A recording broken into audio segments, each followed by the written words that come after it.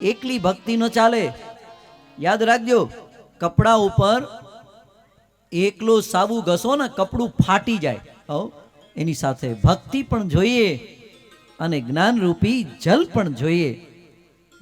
પછી વૈરાગ્ય રૂપી તાપમાં એને સુકવવું પડે, એમનેમ ન ચાલે. અને વૈરાગ્ય રૂપી તાપમાં સુકાય ને પછી જ આપણને ભગવાન મળે.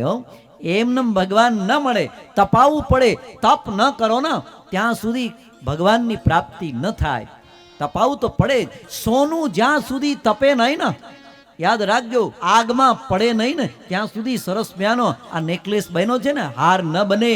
ગળામાં કેવો સરસ મજાનો હાર શોભતો હોય, એ એમનેમ ન શોભા આપે.